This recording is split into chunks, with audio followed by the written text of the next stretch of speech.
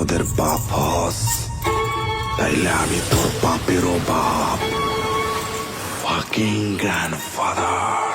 রাক্ষস তো পুরা হিট হয়ে গেল রে ভাই, রাক্ষস তো পুরা কাঁপায় দিল রে ভাই, রাক্ষস তো রীতিমতো একদম খেলা দেখাই দিল রে ভাই। 24 ঘন্টা তথা 48 ঘন্টা না যেতে কিন্তু ওভারঅল ইউটিউব ফেসবুক মিলিয়ে 10 মিলিয়ন অর্থাৎ কোটির ঘরে পৌঁছে গেছে রাক্ষসের টিজার অথবা ট্রেইলার। রীতিমতো কোন লেভেলের আলোচনায় আছে মেহেদী হাসান হৃদয়ের রাক্ষস, সেটা নিশ্চয়ই আর বলার বাকি রাখে না, সেটা নিশ্চয়ই আর বলতে হচ্ছে না। একটা বার চিন্তা করে দেখেন ট্রেইলারটা কোন জায়গাটায় চলে গেছে। হ্যালো এভরিওয়ান, আসসালামু আলাইকুম, শিমুল আছি আপনাদের সঙ্গে। মেহেদী হাসান হৃদয়ের রাক্ষস, আমাদের হৃদয় ভাই একটা রাক্ষস বানিয়েছে, যার প্রটাগনিস্ট হিসেবে থাকছেন আমাদের একজন খুব জনপ্রিয় তারকা সিয়াম আহমেদ। তার সঙ্গে আছে কলকাতা থেকে নায়িকা, আমি নামটা ভুলে গেছি, সরি টু সে, ক্ষমা করবেন, নামটা ভুলে গেছি। অ্যান্ড হচ্ছে খুব বড় একটা সিনেমা, আপনারা নিশ্চয়ই সেটা দেখে বুঝে গেছেন। সো ওই সিনেমাটার টিজার লঞ্চ হয়েছে পরশুদিন ঠিক রাত 12টা বাজার 4 মিনিট আগে। এই টিজার এমন জায়গায় গিয়ে হিট করছে ভাই, বিশ্বাস করেন।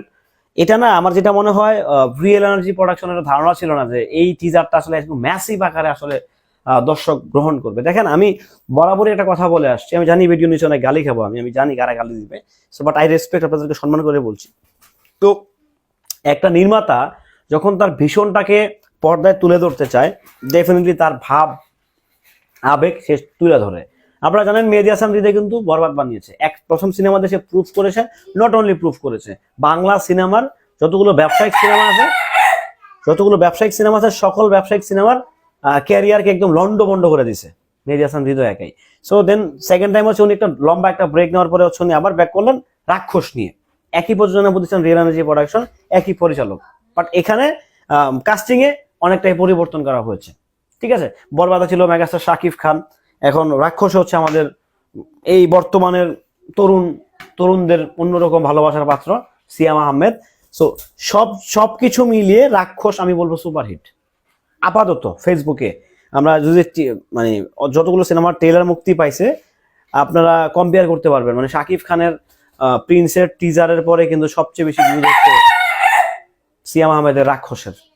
এটা নিশ্চয়ই একটা ম্যাসিভ হিট হয়েছে। এই ট্রেলারকে বা এই টিজার কিন্তু বুস্ট করা হয় নাই, এই ট্রেলার কিন্তু পাবলিকলি বুস্ট করে কিন্তু ভিউজ আনা হয় নাই। সো অথেন্টিক ভাবে ভিউজগুলো কাউন্ট হয়েছে।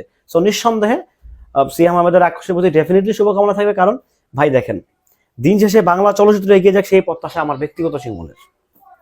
বাংলা চলচ্চিত্র এগিয়ে যাক, আর যেহেতু রিয়েল এনার্জি চিন্তা করে দেখেন, তাদের কলিজাটা দেখেন, তাদের দাপটটা দেখেন, তাদের সাহসটা দেখেন। শাকিব খানের বাইরে গিয়ে এত বড় সিনেমা আপনারা ভাবতে পারতেছেন, তাও আবার একা, কারো সহযোগিতা নেয় না, কিন্তু তারা একাই সিনেমা বানিয়েছে।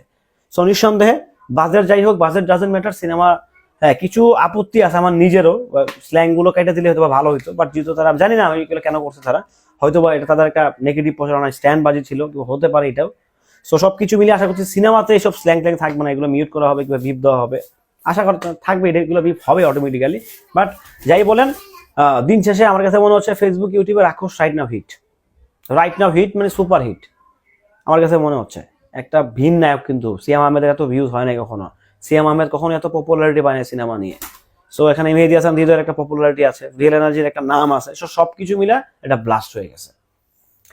আমি শুভকামনা চাচ্ছি সিয়াম ভাইয়ের প্রতি, শুভকামনা ডেফিনেটলি হৃদয় ভাই এবং সুমি আপার প্রতি, যে আপনারা একটা ভালো সিনেমা বানিয়েছেন, দর্শক জন উপভোগ করে ভালোই বলে ওয়া বলে আপনাদের দ্বিতীয় প্রজেক্টের জন্য সুপার হিট হয়। ভালো থাকবেন, সুস্থ থাকবেন।